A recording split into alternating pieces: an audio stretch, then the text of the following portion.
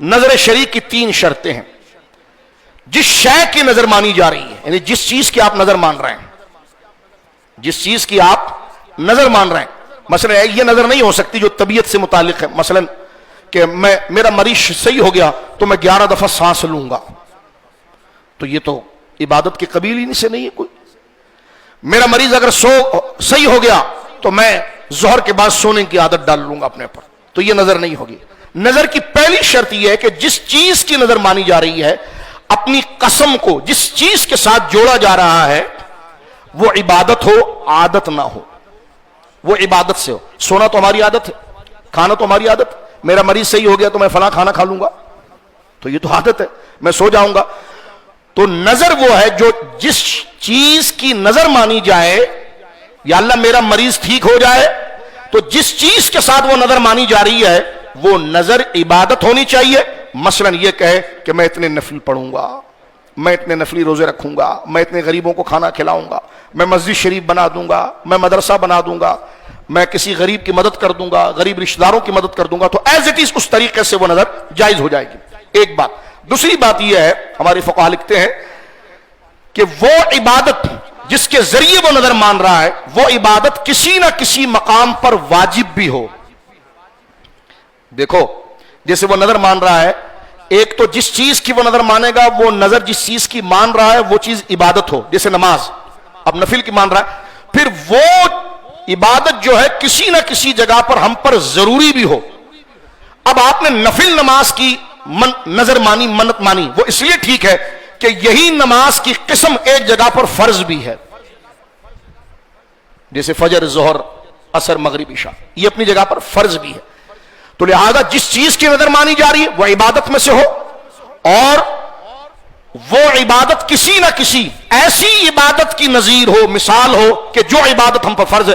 میں نفل روزے کی مدد مان رہا ہوں. کیوں نفل روزے کی مدد مان رہے ہیں آپ؟ اس لیے کہ ایک تو یہ عبادت ہے، دوسرا یہ کہ میں اس کو نفل اس کی مدد مان رہا ہوں کہ جس کی قسم کی ایک چیز فرض ہے، جیسے رمضان کے روزے.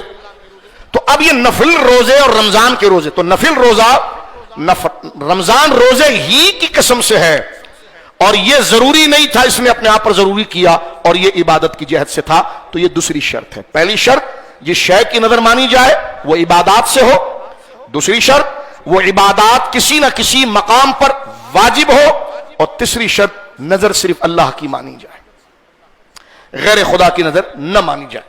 ہمارے عرف کے اندر یہ جملہ جو کہا جاتا ہے، میرا کام ہو جائے گا تو میں فلاں مزار شریف پر چادر چڑھا دوں گا، میرا فلاں کام ہو جائے گا تو میں میلاد شریف کی محفل کروا لوں گا، میرا فلاں کام ہو جائے گا تو میں 11ویں شریف کراؤں گا.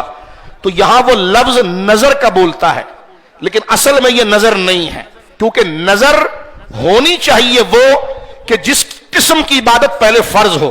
تو میلاد کبھی فرض ہی نہیں ہے، چادر چڑھانا یہ کبھی فرض ہی نہیں رہا کہ ہم اس کو شاخ بنائیں، لیکن لوگ اس کو نظر کہتے ہیں. تو لوگوں کا ایک محاورہ ہوتا ہے، وہ نظر شرعی نہیں.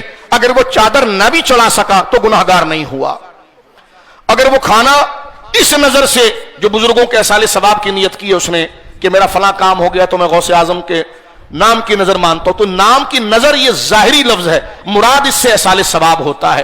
اب اگر اس نے یہ کہا کہ میں نے عبداللہ شاہ غازی کی مزار پر جا کر فاتحہ پڑھنا ہے، ٹھیک ہے، میں نظر مانتا ہوں، تو لفظ نظر کہہ کے، کیونکہ نظر تحفے کے معنی میں بھی آتا ہے، یعنی میں ان کو تحفہ پیش کروں گا، یعنی ان کی خدمت میں کچھ قرآن کی آیات اور نیکیاں کر کے ثواب پیش کروں گا. اب چاہے وہ کسی اور دربار شریف پر بھی جا کر اگر دعا کر لے تو یہ جائز ہے، نہیں بھی جا سکا تو یہ بھی جائز ہے، اس لیے کہ نظر شرعی جو ہے وہ ہے جو عبادات کے قبیل سے ہو، اور ایسی عبادات میں سے ہو جس کی قسم کے عبادات پہلے ہم پر فرض یا واجب ہو چکی ہو، اور وہ اللہ کے لیے ہو. اور یہ جو ہمارے وہاں عرف میں نظر کا جملہ بولا جاتا ہے، یہ نہ شرک ہے، یہ بھی سن لیجئے، نہ یہ شرک ہے اور نہ یہ ناجائز ہے. ہم عام لوگ نظر کا جملہ بولتے ہیں، لیکن وہ نظر کا جملہ وہ شرعی معنی میں نہیں بولتے، احصال ثواب کی نیت سے بولتے ہیں.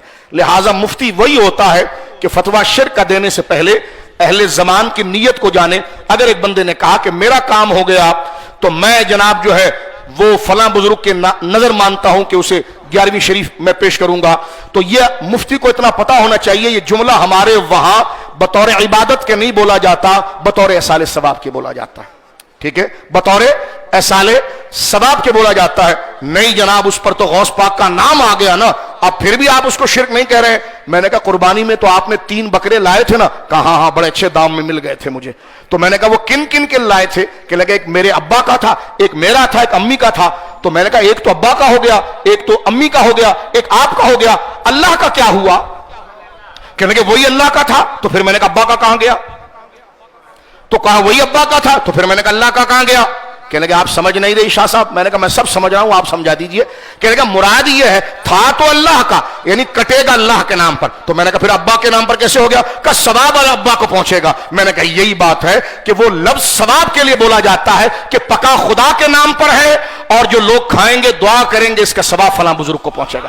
تو وہ تعارف ثواب کا ہوتا ہے، اس بطور عبادت کا نہیں ہوتا۔ روزمرہ ہم یہ بات کر رہے ہوتے ہیں مسجد ابو بکر صدیق، مسجد حبیبیہ، تو یہ سب غیر اللہ کے نام پر ہے نا، لیکن کیوں؟ ایک تعارف کے لیے، ایک انٹروڈکشن کے لیے کہ یہ ہمارے گھر آئیے گا، ولیمے کا کھانا ہے۔ میں نے کہا کھانا تو اللہ کا ہوتا ہے، جب کھانا 11ویں کا نہیں ہو سکتا تو ولیمے کا کیسے ہو سکتا ہے؟ جب کھانا 11ویں کا حرام ہے تو ولیمے کا کیسے جائز ہے؟